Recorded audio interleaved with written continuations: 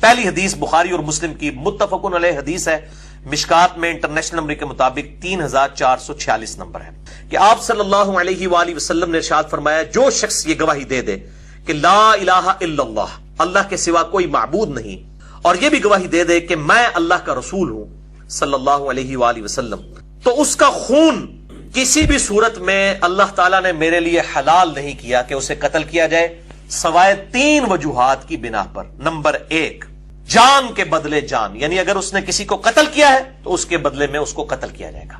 دوسرا، آپ صلی اللہ علیہ وسلم نے فرمایا شادی شدہ زانی مرد و عورت ان کو بھی قتل کیا جائے گا سنسار کر کے، یعنی پتھروں کی بارش کر کے، ان کے اوپر پتھر مار کر، زمین میں گڑھا کھود کر۔ اور تیسرا، آپ صلی اللہ علیہ وسلم نے فرمایا کہ جو شخص مرتد ہو کر جماعت کو چھوڑ کر الگ ہو جائے، یعنی فساد فی الارض کرنے والا۔ تو یہ یہاں پر کلیئر کٹ آیا کہ شادی شدہ مرد و عورت اگر زنا کریں گے ان کی سزا جو ہے وہ قتل ہوگی، سنسار۔ اس پہ اہل سنت اور اہل تشیع بلکہ پوری انسانیت کا اجماع ہے۔ یہود و نصارہ کے ہاں بھی تورات کے اندر، انجیل کے اندر آیات پائی جاتی ہیں، ایون ہندوؤں کی کتابوں کے اندر بھی یہ آیات اس قسم کی موجود ہیں جو ان کے بقول جو ہے وہ اللہ تعالیٰ کی طرف سے ریویلڈ ہے، اس لیے میں آیت کا لفظ اس کے لیے بول رہا ہوں۔ دوسری حدیث بھی صحیح بخاری اور صحیح مسلم کی متفقن علیہ حدیث ہے، اور مشکات میں اس چیپٹر میں پہلی حدیث یہی ہے 3555 مشکات میں، اور بخاری مسلم دونوں میں ہے، کہ آپ صلی اللہ علیہ وآلہ وسلم کے سامنے ایک زنا کا مقدمہ پیش ہوا۔ ایک کنوارے لڑکے نے ایک شادی شدہ عورت کے ساتھ زنا کیا، تو آپ صلی اللہ علیہ وآلہ وسلم نے اس کنوارے لڑکے کو 100 کوڑے لگوائے اسی سورۃ النور کی آیات کے تحت، اور 1 سال کے لیے جلا وطن کر دیا، یعنی اس کو آپ سمجھ لیں کہ اس کے علاقے سے 1 سال کے لیے نکلنے کا حکم دے دیا، اور اس عورت کو رجم کیا گیا، سنسار کیا گیا۔ اور ظاہر ہے یہ دہشت کے لیے اتنی سخت سزا۔ تیسری حدیث بھی بخاری اور مسلم کی متفقن علیہ حدیث ہے، مشکات میں 3559 3559 ہے، اور بخاری مسلم دونوں میں موجود ہے، کہ ایک یہودی مرد و عورت کا جو شادی شدہ تھے ان کے زنا کا مقدمہ آپ صلی اللہ علیہ وآلہ وسلم کے سامنے پیش کیا گیا۔ تو آپ نے فرمایا کہ تم تورات لے کر آؤ، تورات میں تم کیا پاتے ہو؟ تو انہوں نے جھوٹ بول دیا یہودیوں نے، انہوں نے کہا کہ تورات میں تو یہ ہے کہ ان کو ہم جو ہے وہ کوڑے ماریں گے اور ان کو جو ہے وہ پبلکلی ذلیل کریں گے۔ تو آپ نے فرمایا رجم کے بارے میں کیا پاتے ہو تورات میں؟ انہوں نے کہا جی رجم کی تو سزا نہیں ہے۔ تو آپ صلی اللہ علیہ وآلہ وسلم نے تورات منگوائی، اور تورات کے سب سے بڑے عالم اس وقت تک اسلام قبول کر چکے تھے، سیدنا عبداللہ ابن سلام، جن کا ذکر قرآن میں اشارتاً سورۃ الاحقاف میں موجود ہے، تو جن کے بارے میں بخاری میں حدیث ہے کہ کس نے روئے عرش پہ چلتا پھرتا کوئی جنتی دیکھنا ہے تو عبداللہ ابن سلام کو دیکھ لے، یہ وہ ہے رضی اللہ تعالیٰ عنہ وعلیہ السلام۔ تو عبداللہ ابن سلام کو آپ صلی اللہ علیہ وسلم نے بلوایا، ظاہر ہے کہ آپ تو پڑھنا نہیں جانتے تھے، یہ آپ کی خصوصیت تھی، آپ امی تھے، تو انہوں نے تورات پڑھنی شروع کی، اور جن آیات کے اندر رجم کا حکم تھا اس پہ ہاتھ رکھ لیا۔ تو عبداللہ ابن السلام رضی اللہ تعالیٰ عنہ نے کہا کہ اپنا ہاتھ اٹھاؤ، بتاؤ اس کے نیچے کیا لکھا ہے۔ تو اس نے کہا کہ اے محمد صلی اللہ علیہ وسلم، ہم تصدیق کرتے ہیں آپ کے صحابی کی، واقعی تورات کے اندر بھی سزا رجم کی لکھی ہے، اور یہ آج تک موجود ہے۔ چوتھی حدیث اسی کانٹیکسٹ میں صحیح بخاری اور صحیح مسلم کی متفقن علیہ حدیث ہے۔ آپ دیکھ لیں یہ ساری متفقن علیہ احادیث ہے، ایبسولوٹلی بخاری میں نہیں ہے کوئی، نہ مسلم میں، بخاری مسلم دونوں میں، اور مشکات میں اس کا نمبر ہے 3560 اسی چیپٹر میں، کہ ایک صحابی آپ صلی اللہ علیہ وسلم کے پاس آئے، انہوں نے کہا کہ یا رسول اللہ صلی اللہ علیہ وسلم مجھ سے زنا ہو گیا۔ تو آپ نے اپنا چہرہ انور ان سے پھیر لیا۔ یہ میں نے کئی لیکچرز میں کہا کہ صحابہ سے زنا بھی ہوئے، باقی معاملات بھی ہوئے، لیکن انہوں نے کبھی حضور پہ حدیث نہیں گھڑی۔ تو کئی لوگوں نے کہا یہ کیا کہہ رہا ہے؟ تو یہ حدیث بخاری مسلم میں موجود ہے۔ تو میں اس لیے حوالہ دے رہا ہوں کہ اس طرح کے معاملہ ظاہر انسان تھے نا، وہ فرشتے تو نہیں تھے، نہ وہ پیغمبر تھے، غلطی ہو سکتی تھی ان سے۔ پھر وہ جو ہے دوسری طرف سے ہے، کہا یا رسول اللہ صلی اللہ علیہ وسلم مجھ سے زنا ہو گیا، آپ نے رخ انور پھیر لیا، یعنی آپ نے اس کو اوائڈ کیا۔ 4 دفعہ جب اس نے اپنے خلاف گواہی دی تو آپ صلی اللہ علیہ وآلہ وسلم نے پوچھا کہ تم پاگل تو نہیں؟ اس نے کہا یا رسول اللہ میرا ذہنی توازن ٹھیک ہے۔ پھر آپ صلی اللہ علیہ وسلم نے فرمایا شادی شدہ ہو؟ انہوں نے کہا یا رسول اللہ جی ہاں۔ تو پھر آپ صلی اللہ علیہ وسلم نے اسے رجم کروا دیا، سنسار کروا دیا، اور پھر آپ صلی اللہ علیہ وسلم نے اس کے لیے کلمہ خیر فرمایا، اور خود آپ صلی اللہ علیہ وسلم نے اس کے لیے نماز جنازہ بھی پڑھائی، اس کے لیے دعا فرمائی، الحمدللہ۔ یعنی یہ نہیں ہے کہ اب وہ اس نے توبہ کر لی تو اب اس کو بعد میں بھی مطعون کیا جائے گا، ایسا نہیں۔ 5ویں حدیث بھی بخاری اور مسلم کی متفقن علیہ حدیث ہے، اور مشکات میں 3561 ہے، اور مشکات ہی میں 3562 بھی ہے، مسلم کے حوالے سے ڈیٹیل سے اور بخاری مسلم دونوں کے حوالے سے۔ یہ مشہور حدیث ہے، ماعز بن مالک اسلمی رضی اللہ تعالیٰ عنہ کی حدیث کہ ان سے زنا ہوا، آپ صلی اللہ علیہ وسلم کی خدمت میں حاضر ہوئے، کہا یا رسول اللہ مجھے پاک کر دیجئے۔ تو آپ صلی اللہ علیہ وسلم نے فرمایا جاؤ اللہ تعالیٰ سے معافی مانگو، توبہ کرو، اللہ تعالیٰ معاف کرنے والا ہے۔ یعنی آپ نے وائڈ کیا۔ اس سے آپ کو یہ پتا چلے گا اسلام کنڈیم کرتا ہے کہ اس کو پبلکلی رپورٹ بھی کیا جائے۔ اب کسی سے زنا ہو گیا وہ توبہ کر لے، دیٹس اینف، ضروری نہیں اس کے اوپر حد جاری کی جائے جب تک کہ پبلکلی عدالت میں معاملہ رپورٹ نہ ہو جائے، جو میں نے شروع میں بتایا۔ اس کو پھر صبر نہیں آیا، دوبارہ حاضر خدمت ہوا، یا رسول اللہ مجھے پاک کر دیجیے۔ آپ فرمایا جا اللہ سے توبہ کر، اللہ معاف کرنے والا ہے۔ 4 دفعہ ایسا ہوا تو آپ صلی اللہ علیہ وآلہ وسلم نے، اب ظاہر عدالت میں معاملہ آ گیا، 4 دفعہ اس نے گواہی دے دی، قرآن میں بھی آیا 4 دفعہ گواہی، 4 دفعہ خود اس نے اپنے اوپر گواہی دے دی۔ تو آپ صلی اللہ علیہ وآلہ وسلم نے فرمایا اسے چیک کرو، یہ پاگل تو نہیں ہے، مجنون تو نہیں ہے؟ کہا کہ نہیں یا رسول اللہ صلی اللہ علیہ وسلم۔ فرمایا اس نے شراب تو نہیں پی ہوئی کہ نشے کی حالت میں نہ ہو تو یہ کام کر رہا ہو، اس نے نہ کیا ہو؟ تو لوگوں نے اس کے منہ کو آ کے سونگا، اسمیل لی، تو کہا کہ نہیں یا رسول اللہ صلی اللہ علیہ وآلہ وسلم، اس نے شراب بھی نہیں پی ہوئی۔ تو آپ صلی اللہ علیہ وسلم نے اسے سنگسار کروا دیا، اور اس کے بعد آپ صلی اللہ علیہ وسلم نے اس کے لیے دعائے مغفرت کی، اور آپ صلی اللہ علیہ وآلہ وسلم نے فرمایا کہ اس نے ایسی توبہ کی ہے کہ اگر یہ توبہ ایک جماعت کے اوپر تقسیم کر دی جائے تو ان کی مغفرت کے لیے کافی ہو جائے، جو اس نے توبہ کی ہے سچے دل کے ساتھ۔ پھر کچھ ہی عرصے کے بعد ایک عورت آ گئی، یعنی جس کے ساتھ انہوں نے یہ معاملہ کیا ہوا تھا، تو آپ صلی اللہ علیہ وسلم نے اس کو بھی اوائڈ کیا، کہا جا اللہ سے توبہ کر۔ اس نے کہا یا رسول اللہ صلی اللہ علیہ وسلم آپ میرے ساتھ وہی سلوک کر رہے ہیں جو آپ نے ماعز کے ساتھ کیا تھا، حالانکہ میں تو حاملہ ہو چکی ہوں، میرے تو زنا والے معاملے میں اب کوئی شک بھی نہیں رہ گیا۔ تو آپ صلی اللہ علیہ وسلم نے فرمایا کہ اس طرح کرو کہ تم وضع حمل کا انتظار کرو، یہ بچہ پیدا ہو جائے۔ بچہ پیدا ہوا، پھر آپ کی خدمت میں حاضر ہوئی۔ آپ دیکھیں جناب اتنا عرصہ اس نے سولی پہ سمجھیں کہ کاٹا ہے، یا رسول اللہ صلی اللہ علیہ وسلم مجھے پاک کر دیجیے۔ آپ نے فرمایا کہ اس عورت کو کہو کہ اب یہ اس بچے کو دودھ پلائے، کم از کم اس قابل کرے کہ یہ روٹی کھانے والا ہو جائے۔ 2 سال تک دودھ پلایا، پھر وہ عورت اس بچے کو لے کے آئی، اس کے ہاتھ میں روٹی تھی، اس نے کہا یا رسول اللہ آپ دیکھ لیجئے کہ سے بھی کوئی بات نہیں کی۔ صفوان رضی اللہ تعالیٰ نے اپنی سواری سے اتر کر اس کے دست و پا کو باندھنے میں مصروف ہوئے، پھر انہوں نے مجھے اس پر بیٹھنے کو کہا اور میں اس پر بیٹھ گئی، یعنی وہ جانور بدک نہ جائے، تو وہ آپ رضی اللہ تعالیٰ عنہا اس پر سوار ہو گئی۔ صفوان یعنی بٹھایا، اس نے اونٹ کو نیچے بٹھایا تو پھر آپ اس کے پر سوار ہوئے۔ صفوان آگے آگے اونٹ کو کھینچتا ہوا چلا، اور ہم دوپہر کے قریب شدت کی گرمی میں لشکر میں پہنچ گئے، اور سب ٹھہرے ہوئے تھے، یعنی سب انتظار کر، ابھی مدینے میں نہیں پہنچے تھے، راستے میں انتظار کر رہے تھے۔ پھر جسے تہمت لگا کر ہلاک ہونا تھا وہ ہلاک ہو گیا، اور جو اس بہتان کا سب سے زیادہ محرک ہوا وہ منافقین کا سردار عبداللہ ابن ابی تھا۔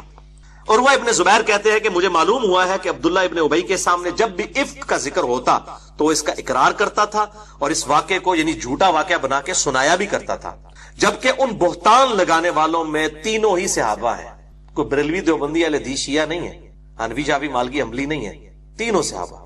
نمبر 1 سیدنا حسان ابن ثابت رضی اللہ تعالی عنہ وعلیہ السلام۔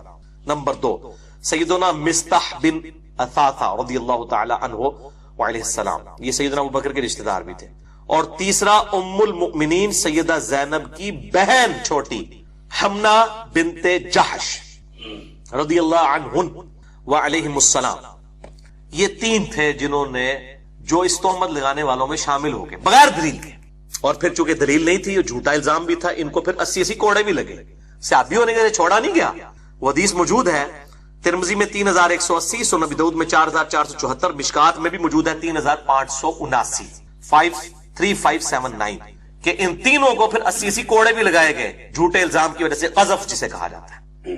اگر ثابت نہ ہو تو پھر ان پہ کوڑے لگائے جائیں گے۔ عبداللہ ابن ابی کو چھوڑ دیا گیا چونکہ منافق تھا، فتنے کے ڈر سے کہ وہ پارٹی بازی نہ بنا لے، اس کے تو سب کو عیاں تھا، اس کو اس میں صرف نظر کیا گیا۔ تو کہتے ہیں کہ اس کے علاوہ اور کوئی مجھے نہیں پتا کسی صحابی اس میں شامل ہوا ہو، مگر منافقین کی ایک جماعت تھی جس کے متعلق اللہ تعالیٰ نے فرمایا والذی تولی کبرہ منہم لہ عذاب عظیم، کہ ان میں سے جو سب سے بڑا ہے ہم اس کو عذاب دیں گے، یعنی عبداللہ ابن ابی، وہ بڑا اس کا سرغنہ تھا، یعنی جو ان کا سرغنہ تھا اس کے لیے دردناک عذاب ہے۔ اور عروہ کہتے ہیں کہ وہ بڑا سرغنہ عبداللہ ابن ابی تھا۔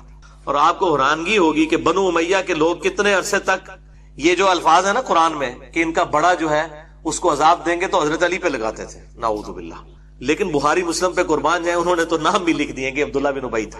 یعنی جب انسان دشمنی پہ اتر آئے تو پھر انسان جس طرح وہ مشرکین عرب کہا کرتے تھے، یہودی جو ہے وہ کہتے تھے کہ مسلمانوں سے تو مشرکین عرب بہتر ہے. حالانکہ مسلمان تو حضرت موسیٰ کو بھی مانتے تھے، آسمانی دین کو مانتے تھے، مشرکین تو بت پرست تھے. لیکن جب کسی کا گیر الٹا لگ جائے، تعصب میں بغیم بینوں میں آ جائے تو پھر ان قسم کی بات کرتا ہے. جس طرح یہاں پہ بھی ہمارے جو بعض جو سخت قسم کے مولوی ہیں وہ کہتے ہیں جناب یہ جو بریلوی جو بندی ہیں یہ تو مشرکین عرب سے بھی گئے گزرے. مشرکین عرب تو نبی صلی اللہ علیہ وسلم کو پیغمبر ہی نہیں مانتے تھے، نعوذ باللہ کتنے الفاظ ان کے لیے استعمال کرتے تھے، اور یہ تو پھر بھی نبی صلی اللہ علیہ وسلم کی عزت کرتے ہیں. اسی طریقے سے بریلوی جب بولنے پہ آتے ہیں وہ کہتے ہیں اہل حدیث تو جو ہے مشرکین عرب سے بھی گئے گزرے ہیں، وہ گستاخ رسول ہے، یہ بھی گستاخ رسول ہے. یعنی جس کا جو دل کرتا ہے نا وہ بولتا ہے. تو یہ میں نے ساتھ انصاف کا تقاضا تھا، چونکہ یہ تاریخ اسلام میں بہت یہ ملتا ہے کہ یہ بڑے شد و مت کے ساتھ پھر اللہ تعالیٰ نے ان کا زور ٹوٹا. اور وہ کہتے ہیں کہ اگرچہ سیدنا حسان بھی توبت لگانے والوں میں شامل تھے، مگر سیدہ عائشہ حسان کا برائی سے ذکر کرنا ناپسند کیا کرتی تھی، کیونکہ حضرت حسان نبی صلی اللہ علیہ وسلم کے لیے نعتیں کہا کرتے تھے. کیونکہ ان کا یہ شعر بھی سیدہ عائشہ کو بڑا پسند تھا. حسان ابن ثابت نے ہی کہا فَإِنَّ أَبِي وَوَالِدَهُ وَعِرْضِي لِعِرْضِ مُحَمَّدٍ صلی اللہ علیہ وسلم، کہ بے شک میں، میرے ماں باپ، میری عزت اور آبرو سب نبی صلی اللہ علیہ وسلم کی عزت کے لیے قربان ہے. تو یہ نعت کے والے سے بخاری مسلم میں بھی حدیثیں موجود ہے حسان ابن ثابت کے بارے میں، مسئلہ نمبر 56 میں نے ریکارڈ کروائی ہیں وہ احادیث. بہرحال سیدہ عائشہ فرماتی ہیں میں مدینہ میں 1 مہینہ تک بیمار رہی اور لوگوں میں تہمت کے متعلق بات چیت ہوتی رہی اور میرا شک بڑھتا رہا. اب سیدہ عائشہ کو کسی نے نہیں بتایا کہ جی آپ کے خلاف کس طرح کا طوفان کھڑا کر دیا. کہتی ہیں میرا شک بڑھتا گیا اور قدرے اس وجہ سے زور پیدا ہوا کہ میں نے رسول اللہ صلی اللہ علیہ وسلم کو اس بیماری میں پہلے کی طرح مہربان نہیں دیکھا تھا. آپ صلی اللہ علیہ وسلم اندر تشریف لاتے اور صرف اتنا دریافت فرما کر چلے جاتے کہ عائشہ آپ کیسی ہو. آپ صلی اللہ علیہ وسلم کے اس طرز عمل سے میری بیماری میں اضافہ ہوتا گیا اور مجھے اس طوفان کی کوئی خبر ہی نہیں تھی. جب مجھے کچھ صحت ہوئی تو میں مستح کی ماں کے ساتھ رفع حاجت کے لیے باہر گئی. یعنی وہاں پہ ٹوائلٹ اٹیچ بات تو نہیں ہوا کرتے تھے، عورتیں بھی رات کے وقت میں اور ٹوائلٹ بھی جانے کی ٹائمنگ ہوا کرتی تھی. یہ بے ٹائمے کھانے آج کل کے انہوں نے تو ہر ٹائم ٹوائلٹ لگا دیا، بلکہ بعض لوگ تو وہ مطلب بار بار ٹوائلٹ جا رہے ہوتے ہیں جب بھی کوئی نماز کا ٹائم ہے. تو یہ اس لیے کہ بے وقتہ کھانا ہے، اس وقت تو ٹائمنگ ہوتی تھی. ابھی بھی جو لوگ کھانا ٹائمنگ پہ کھاتے ہیں وہ ٹائمنگ کے اوپر ہی ٹوائلٹ والا ایشو ان کے ساتھ ہوتا ہے. اس سے مراد یعنی بڑے پیشاب کی میں بات کر رہا ہوں، چھوٹے پیشاب والا تو اتنا ایشو نہیں ہوتا تھا. تو وہ کہتی ہیں کہ اس وقت ہم لوگ باہر جایا کرتے تھے. تو اب وہ کہتی ہیں کہ میں مستح کی یعنی جو تہمت لگانے والا صحابی تھا اس کی ماں کے ساتھ ہی باہر جا رہی تھی. اب حضرت عائشہ کو تو پتا نہیں تھا کہ اس کے بیٹے نے ہی کام ڈالا ہوا ہے. رفع حاجت کے لیے گئی اور ہم ہمیشہ راتوں کو جایا کرتے تھے. یہ اس وقت کی بات ہے جبکہ ہمارے گھروں کے قریب بیت الخلاء نہیں ہوتے تھے اور ہم بھی عربوں کی عادت قدیمہ کی طرح اس کام کے لیے جنگل میں جایا کرتے تھے، کیونکہ گھروں میں بیت الخلاء بنانے سے ہمیں تکلیف ہوتی تھی، یعنی بدبو کی وجہ سے ہم اس کو پسند نہیں کرتے تھے. ظاہر ہے اس وقت سیوریج کا سسٹم نہیں تھا، تو ظاہر ہے وہ جس طرح آج مطلب ہم نے تو اپنی یعنی بچپنے میں یہ چیزیں دیکھی ہیں کہ عورتیں وہ صفائی کرنے والی گھر سے سب کچھ اٹھا کے لے جایا کرتی تھی جب تک یہ سیوریج والا سسٹم نہیں تھا. تو اس زمانے میں بھی پھر ظاہر ہے گھر سے بدبو اور پھر بندہ لگوانا، جمع داروں کو ارینج کرنا یہ بڑا ایک ایشو تھا، تو اس لیے وہ لوگ باہر جایا کرتے تھے. ابھی بھی میرا خیال ہے کے پی کے اندر، کیوں جی کے پی کے اندر رواج موجود ہے، ابھی بھی لوگ جو ہے وہ باہر جا کے اس طرح کے معاملات کرتے ہیں. اچھا، تو وہ کہتے ہیں کہ ہم لوگ جایا کرتے تھے باہر. میں اور مستح کی ماں جو کہ ابھی روم بن عبد المطلب بن عبد مناف کی بیٹی تھی اور اس کی ماں سخر بن عامر کی بیٹی تھی اور وہ میرے والد سیدنا ابوبکر کی خالہ تھی، اور مستح بن ثاثہ ان کا بیٹا تھا، یعنی سیدنا ابوبکر کی خالہ کا بیٹا رشتے میں. دیکھو یعنی گھر والا، اور اس کا وظیفہ حضرت ابوبکر نے لگایا ہوا تھا. یہ وہ تھا کہ جو حضرت ابوبکر کے ٹکڑوں پہ پال رہا تھا. ظاہر اللہ نے سبب بنایا ہوا تھا، سیدنا ابوبکر اس کے لیے وظیفہ لگایا ہوا تھا غربت کی وجہ سے. تو کہتے ہیں کہ میں اس کی ماں کے ساتھ جب رفع حاجت سے فارغ ہو کر لوٹنے لگے تو راستے میں مستح کی ماں کا پاؤں چادر میں الجھا تو وہ گر پڑی، تو وہ اپنے بیٹے مستح کو برا کہنا شروع ہو گئی کہ تیرے ستیہ ناس ہو جائے. یہاں بھی عورتوں کی یہ عادت ہوتی ہے نا، کوئی اس قسم کی ایمرجنسی ہوئی، کوئی کسی کو کوئی انگلی پہ لگ گئی تو وہ گری نہ تو اس نے اپنی ماں اپنے بیٹے کو کہا تیرا بیڑا گرک ہو جائے مستح، تیرا وہ بال میرے تے پیڑ میں ڈگی ہے نا تیری وجہ تو جڑا پٹھا کام کیتا ہے. یہ اصل میں تھا بیچ میں. اب اما عائشہ کہتی ہے میں نے کہا ارے تم مستح کو کیوں بری کہہ رہی ہو، گری تو خود ہو، وہ تو جنگ بدر کا صحابی ہے. لو جی بدری صحابی. یہاں لوگ کہتے ہیں صحابہ معصوم ہیں، وہ بھائی انسان تھے، غلطی ہو سکتی ہے. اس سے بڑی کو غلطی ہے کہ اما عائشہ کے اوپر تہمت لگا دی. صحابہ معصوم نہیں تھے، انسان تھے، اور ہم تو ان کی جوتیوں کی خاک کے برابر بھی، لیکن ان کو پیغمبروں کا درجہ تو نہ تھے. جو میں نے پچھلی دفعہ بتایا کہ شیخ البانی نے حدیث حوض کے اوپر لکھا ہے کہ شیعہ 12 اماموں کو معصوم مانتے ہیں اور سنی جو ہے وہ سارے صحابہ کو معصوم مان کے شیعوں والا ہی کام کر رہے ہیں. احترام کریں، غلطی اپنی جگہ. معصومیت صرف انبیاء والی ہے، اور انبیاء کی بھی معصومیت کا وہ عقیدہ نہیں ہے جو پبلک میں ہے. میں نے عصمت انبیاء پہ پورا لیکچر دیا، مسئلہ 88A اور B. انبیاء سے لغزشیں ہوئی ہیں، غلطیاں ہوئی ہیں، گناہ نہیں ہوئے. لغزشیں غلطیاں ان سے بھی ہوئی ہیں، قرآن میں ریکارڈ ہوئی ہیں. حضرت آدم علیہ السلام کی غلطی، حضرت یوسف علیہ السلام، موسیٰ علیہ السلام، نوح علیہ السلام، ابراہیم علیہ السلام، ایون ہمارے نبی صلی اللہ علیہ وسلم کے کیس میں بھی 3 چیزیں بیان ہوئی قرآن کے اندر. عصمت انبیاء کے عقیدے پہ شبہات کا تحقیقی جائزہ مسئلہ نمبر 88A اور B ahlsunnatpaq.com پہ ریکارڈ ہے. وہ کہتے ہیں کہ جی اس نے اپنے بیٹے کو برا کہنا شروع کیا. میں نے کہا مستہ کو برا کہہ رہی ہو جبکہ وہ جنگ بدر کا صحابی ہے. انہوں نے کہا اللہ کی بندی عائشہ تم نے مستہ کی بات نہیں سنی، اس نے کیا بات کی ہے؟ تو اس نے ساری بات بیان کر دی جس سے میری بیماری دگنی ہو گئی. سیدہ عائشہ پہلے ہی بیمار، اوپر سے یہ صدمہ. اب ان کو فلم چلنا شروع ہو گئی، اچھا یہ جو حضور صلی اللہ علیہ وسلم بھی میرے ساتھ اتنا التفات نہیں فرما رہے، تو یہ تو نبی صلی اللہ علیہ وسلم کے دل میں بھی یہ بات بیٹھ گئی ہوئی ہے، اور وہ آگے آئے گا. اتنے سخت الفاظ ہیں سیدہ عائشہ کے. تو میں گھر آئی اور آپ صلی اللہ علیہ وسلم گھر میں آئے تو آپ صلی اللہ علیہ وسلم نے دور ہی سے سلام کے بعد مجھ سے پوچھا. اب تو پوری فلم چلی ہوئی تھی. سیدہ عائشہ نے کہا اچھا، انہوں نے سمجھ لگ گئی ہے. دل ہی دل میں انہوں نے کہا. مجھ سے پوچھا فرمایا کیسی ہو؟ میں نے عرض کیا کہ مجھے میرے ماں باپ کے گھر جانے کی اجازت دے دیں. اب یہ انڈیکیٹر تھا، ورنہ ایک محبوب بیوی اپنے خاوند سے کہہ رہی ہے میں اپنے ماں پیوں نے مل آواں تو سوچے گا بھی خیریت ہے، کس لیے جانا ہے، کتنے دنوں بعد آؤ گی. سیدہ عائشہ کہتی ہے میں اس لیے جانا چاہ رہی تھی، میں جا کے ادھر جا کے پوچھوں اپنے ماں باپ سے کہ یہ جو طوفان کھڑا ہوا ہے تو تسی لوگ پہ کر دیو، میں تو اڈی بچی ہیں. تو نبی صلی اللہ علیہ وسلم نے، میرا خیال تھا کہ میں ان کے پاس جا کر اس بات کی تحقیق کروں، تو آپ صلی اللہ علیہ وسلم نے مجھے فوراً اجازت دے دی، کوئی آپ نے نہیں روکا. میں گھر آئی اور اپنی ماں سے کہا کہ ماں یہ لوگ کیا باتیں کر رہے ہیں. تو ماں سادیاں ماں انہوں نے کہا بیٹی تم اس کا بالکل غم مت کھاؤ. مجھے بھی لوگ کہتے ہیں علی بھائی آپ پہ الزام لگتا ہے، آپ خاموش نہیں، خیر ہے اللہ تعالیٰ بات کرنے لگے. وہ جس سے ہو رہی ہوتی ہے انہوں پتا ہے نا کہ پہ ہوتا ہے، کسی کو مشورہ دینا بڑا سوکھا ہوتا ہے. اب یہ ماں کیا کہہ رہی ہے؟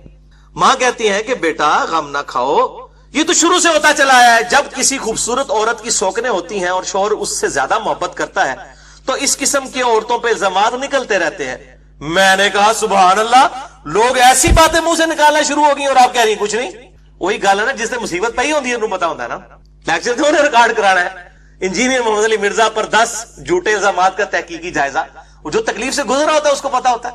خیر میں رات بھر روتی رہی اور صبح ہو گئی، نہ آنسو تھمے نہ ہی نیند آئی پوری رات. جب وہی الہی آنے میں دیر لگی تو رسول اللہ صلی اللہ علیہ وسلم نے سیدنا علی رضی اللہ تعالیٰ عنہ اور سیدنا اسامہ کو بلایا. یہی 2 حضور کے لاڈلے صحابی تھے. سیدنا علی بچپن سے پالا ہوا اور سیدنا جو اسامہ تھے وہ زید ابن حارثہ کے بیٹے، وہ بھی آپ کے پوتوں کی مانند تھے. اچھا، اور اس معاملے میں مشورہ کیا. اسامہ جو ازواج مطہرات کی پاک دامنی سے واقف تھے کہنے لگے یا رسول اللہ صلی اللہ علیہ وسلم، عائشہ تو آپ صلی اللہ علیہ وسلم کی بیوی ہے، ان کو اپنے پاس رکھیے، میں ان میں کوئی برائی نہیں دیکھتا، وہ نیک اور پاک دامن عورت ہے. یعنی نبی صلی اللہ علیہ وسلم مشورہ لے رہے ہیں کہ بتاؤ کہ یہ جو باتیں ہو رہی ہیں اس میں تمہارے. اب آج کل کا کوئی بندہ ہوتا تو کہتا ہے یا رسول اللہ علیہ وسلم تہاڈی بیوی یہ ہو ہی نہیں سکتا ان جو ہے ہوئے، کس طرح دی گلاں کر رہے ہو، تسی خود اپنی بیوی تے شک کر رہے ہو. لوگ تو اس طرح کی باتیں کرتے ہیں فوراً ہی، مطلب لوگ جو ہے نا فضائل بیان کرنا شروع کر دیتے ہیں. لیکن ان کو پتا تھا کہ انسان تو انسان ہے، غلطی کا پتلا ہے، اور نبی صلی اللہ علیہ وسلم اگر پوچھ رہے ہیں تو ہمیں اب ان کے بارے میں صحیح کامنٹس دینے چاہیے جو ان کا کریکٹر ہے. اچھا، اس کے بعد نبی صلی اللہ علیہ وآلہ وسلم نے سیدنا علی سے پوچھا تو سیدنا علی نے عرض کیا یا رسول اللہ صلی اللہ علیہ وسلم آپ کے لیے عورتوں کی کوئی کمی ہے؟ اور بھی اور بہت سی عورتیں موجود ہیں، آپ ان سے نکاح کر سکتے ہیں. اب اس بات کو نا لوگ کہتے ہیں جی سیدنا علی نے بغض کا اظہار کیا ہے اما عائشہ کے ساتھ. بھئی یہ ان کا بغض نہیں تھا، یہ نبی صلی اللہ علیہ وسلم سے ان کی انتہا درجے کی عقیدت تھی. انہوں نے قطعاً نہیں کہا کہ عائشہ اس طرح کی ہے یا اس نے یہ کیا ہے. انہوں نے کہا یا رسول اللہ علیہ وسلم آپ نے ایک بیوی کے پیچھے اتنی ٹینشن لی ہے، اتنی عورتیں اور موجود ہیں آپ کے لیے. اور واللہ اللہ تعالیٰ نے قرآن حکیم میں سیدنا علی کی توثیق کر دی ہے قیامت تک کے لیے. میں نازبیوں کو پھکی دے رہا ہوں جو علی سے بغض رکھتے ہیں اور کہتے ہیں جی علی عائشہ سے بغض رکھتے، نعوذ باللہ. علی بھی جو اللہ تعالیٰ بھی عائشہ سے بغض رکھتے تھے. واقعہ ایلا جو بخاری مسلم میں ہے، جو سورہ الاحزاب اور سورہ تحریم کے اندر اس کی ڈیٹیل موجود ہے کہ نبی صلی اللہ علیہ وسلم سیدہ عائشہ اور حفصہ نے جو آپ صلی اللہ علیہ وسلم کے ساتھ بدتمیزی کی، جو قرآن میں بھی آیا سورہ تحریم سورۃ الاحزاب میں، حتیٰ کہ طلاق تک اور وہ دونوں اس طرح جب کر رہے تو نبی صلی اللہ علیہ وسلم نے جب یہ معاملہ دیکھا، اسی دوران اسید بن حزیر کھڑے ہوئے، یعنی اوس کے ایک اور سردار تھے جو سعد بن معاذ کے چچا زاد بھائی تھے، وہ کہنے لگے اللہ کی قسم ہم اسے ضرور قتل کریں گے، اے سعد بن عبادہ تو منافق ہے اور منافقوں کی حمایت کرتا ہے۔ حالانکہ وہ صحابی تھے، یہ تھی نبی صلی اللہ علیہ وسلم سے محبت صحابہ کی۔ انہوں نے کہا سعد تم منافق ہو چکا ہے، حالانکہ یہ شخص پہلے نیک تھا مگر اب اپنی قوم کی حمایت کر رہا ہے۔ انہوں نے کہا تو ہے بندہ نیک سے، پر ہون تیری قوم آگے آ گئی ہے۔ اور یہی ہوا آپ صلی اللہ علیہ وسلم کی وفات کے بعد، یعنی وہ بنو امیہ اور بنو ہاشم کی وہ چیزیں سامنے آ گئیں جس کی وجہ سے سیدنا علی کی خلافت ماننے سے ان لوگوں نے انکار کیا۔ وہی قبائلی تعصب اتنا زیادہ تھا، یہ تو آپ صلی اللہ علیہ وسلم کی نبوت کی برکت تھی کہ وہ دب گیا۔ حالانکہ یہ شخص پہلے نیک تھا مگر اپنی قوم کی حمایت کر رہا تھا۔ اس گفتگو کے بعد اوس اور خزرج دونوں قبیلوں کے لوگ کھڑے ہوئے اور لڑنے پر مستعد نظر آئے۔ دو اور کھلو گے ان کے تک لینے تو انو ایسی تیسی، اور نبی صلی اللہ علیہ وسلم سامنے موجود ہیں۔ اچھا، اور رسول اللہ صلی اللہ علیہ وسلم ممبر سے ان کو خاموش کرواتے رہے، آخر وہ خاموش ہو گئے۔ اب یہ آپ صلی اللہ علیہ وسلم کا معجزہ تھا، ورنہ اس قبائلی سسٹم میں آپ امیجن بھی نہیں کر سکتے۔ اس ٹائم ایسی ان کی کیفیت دماغ کی ہو جاتی تھی قبیلوں کی کہ وہ کسی کی نہیں سنتے تھے۔ تو بہرحال آپ صلی اللہ علیہ وسلم کی بات سنی اور بیٹھ گئے۔ اب ظاہر اب آگے کیا آپ سے بات کرتے، معاملات بگڑ جانے تھے۔ آپ صلی اللہ علیہ وسلم ممبر سے اتر آئے۔ سیدہ عائشہ فرماتی ہے کہ میں تمام دن رات روتی رہی، نہ آنسو تھمتے تھے نہ نیند آتی تھی، اور میرے ماں باپ بھی کبیدہ خاطر تھے۔ میں 2 دن تک برابر روتی رہی، نہ آنسو تھمے اور نہ نیند آئی۔ 48 گھنٹے اندازہ کریں۔ اور میں سمجھنے لگی کہ اب تو میرا کلیجہ پھٹ جائے گا۔ ماں باپ میرے پاس موجود تھے، اتنے میں انصار کی ایک اور عورت اجازت لے کر میرے پاس آئی اور وہ بھی رونے لگی۔ یعنی وہ عورتیں بھی آپ کو پتہ اکٹھی ہو جاتی ہیں، پھر بڑا افسوس ہے جناب جو کچھ ہوا ہے تھوڑے نال، تو وہ بھی آ کے رونا شروع کر دیا۔ یہاں تو عورتوں کی حالت ہے 40 دن بعد بھی آ کے تو رونا شروع کر دیتی ہیں گھر والوں کو، وہ بھی رونے لگ پڑی۔ اچھا، مجھے اس کا نام معلوم نہ ہو سکا۔ آخر نبی صلی اللہ علیہ وسلم بھی میرے گھر تشریف، یعنی میں کہ خود آپ صلی اللہ علیہ وسلم ابوبکر کے گھر تشریف لائے، سلام کے بعد میرے پاس بیٹھ گئے، ورنہ ابھی تک اس دن سے پہلے 1 مہینے تک آپ میرے پاس بیٹھے بھی نہیں تھے۔ آپ صلی اللہ علیہ وسلم کے دل میں اس حوالے سے اتنا قلق تھا، اس دن آ کے پاس بیٹھے۔ تہمت کے بعد 1 مہینے تک آپ صلی اللہ علیہ وسلم ٹھہرے رہے، میرے بارے میں کوئی وحی آپ پر نازل نہیں ہوئی۔ آپ صلی اللہ علیہ وسلم میرے پاس بیٹھ گئے، کلمہ شہادت پڑھا، اور اس کے بعد فرمایا اے عائشہ، مجھے تمہاری نسبت اس قسم کی خبر ملی ہے، اگر تم بے گناہ ہو تو اللہ عنقریب تمہاری پاک دامنی ظاہر فرما دے گا، اور اگر تم سے کوئی گناہ ہوا ہے تو اللہ سے توبہ کرو اور مغفرت چاہو، اس لیے کہ بندہ اگر اپنے گناہ سے توبہ کا اقرار کر لے تو اللہ تعالیٰ بخش دیتا ہے۔ سیدہ عائشہ کو تو آگ لگ گئی بات سن کے، جس نے میرے بھائیو جب کسی بندے نے کوئی کام نہیں کیا ہوتا اور اس کو یہ بات کہی جائے، چاہے آپشن کے طور پہ بھی کی جائے، پھر منو مشورہ دینے علی بھائی خیر ہے، الزام ہے، خاموش رہے۔ اب دیکھیں سیدہ عائشہ کہ آپ اس پہ کیا حالت ہوئی۔ کہنے والا کون ہے؟ نبی صلی اللہ علیہ وسلم، خاوند بھی ہیں پیغمبر بھی ہیں، اور سیدہ عائشہ ہے دوسری طرف، بیوی بھی ہے ایک نبی کی بہترین عورت بھی ہیں، لیکن الزام میرے بھائیوں برداشت نہیں ہوتا، کلیریفیکیشن دینی پڑتی ہے۔ اچھا تو توبہ کر لو۔ آپ صلی اللہ علیہ وسلم جب اپنی بات ختم کر چکے تو میرے آنسو فوراً بند ہو گئے، یعنی اب وہ غم کی بجائے غصہ آ گیا سیدہ عائشہ کو، مشکلیں اتنی پڑی کہ آسان ہو گئیں۔ انہوں نے دباؤ اور پاس سے ٹر پے کہ یہ مجھے کہہ رہے ہیں توبہ کر لے کہ تجھے کو گناہ ہوا ہے، اندازہ کرو میرا خاوند مجھ سے یہ بات کر رہا ہے۔ ایک قطرہ بھی نہ رہا۔ میں نے اپنے باپ ابوبکر سے کہا کہ رسول اللہ کی بات کا جواب دو۔ غصہ دیکھیں، یعنی احترام اس جگہ پہ کہ اس سے یہ بھی بات پتا چلا کہ اگر بیوی کے ماں باپ بیٹھے ہیں تو بیوی کو اپنے خاوند کو جواب نہیں دینا چاہیے اگر کوئی بات بری لگے۔ تو سیدنا ابوبکر سے کہا سیدہ عائشہ نے کہ میرے باپ ہیں آپ، میرا خاوند میرے بارے میں یہ بات کر رہا ہے، آپ اس کو جواب دیں، ان کو جواب دیجئے۔ اچھا آپ سنیں، میرے والد ابوبکر نے کہا اللہ کی قسم مجھے کچھ سمجھ نہیں آ رہا کہ میں کیا جواب دوں۔ انہوں نے تسلی نہیں دی، بیٹا خیر ہے، لیکن گالتے ہوتی ہے نا جس دے ہوتے الزام لگے ہوا ہے۔ اچھا پھر میں نے اپنی ماں سے کہا کہ آپ صلی اللہ علیہ وسلم کو آپ جواب دیجئے، مگر انہوں نے بھی مجھے یہی جواب دیا کہ بیٹا مجھے کچھ سمجھ نہیں آ رہی کہ میں نبی صلی اللہ علیہ وسلم کو کیا جواب دوں۔ وہ وہی احترام کے دائرے میں خاموش۔ اب سنیں بات ختم نہیں ہوئی ہے، علیحدہ ڈراپ سین آنا ہے۔ جب میں نے اپنے ماں باپ کو عاجز دیکھا تو میں نے خود رسول اللہ کو جواب دینا شروع کر دیا۔ اب آپ ذرا جواب سنیں، جواب آپ سنیں گے آپ حیران ہو جائیں گے۔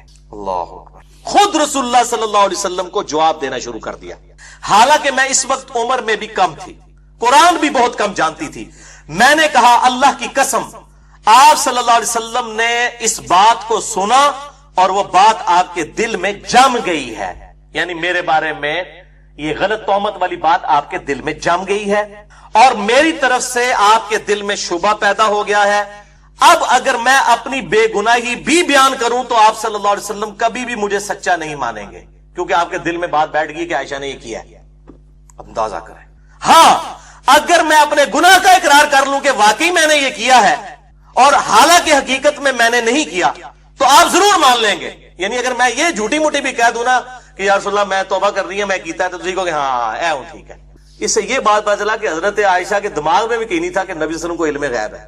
یہ باتیں علم غیب والے کے ساتھ کی جاتی ہیں۔ یہ میں بریلویوں کو توبہ کی طرف دعوت دیتا ہوں کہ علم غیب والا جو مسئلہ ہے وہ اس طرح ہے نہیں ہے، وہ اللہ کے بتانے پر محمول ہوتا ہے۔ مسئلہ نمبر 6A اور 6B ریکارڈڈ میرا موجود ہے ahlsunnatpak.com پہ، ورنہ اس لیول کی گفتگو میں کہتا ہوں یہ کسی کو یہ گفتگو حضرت عائشہ کے بغیر بتائی جائے نا، لا الہ الا اللہ محمد رسول اللہ، تمام بریلوی اس کو کافر اور گستاخ رسول کہیں گے جس نے یہ جملے بولے ہیں حضور کے بارے میں، علم غیب دا منکر گستاخ رسول، اور وہ کون ہے؟ سیدہ عائشہ۔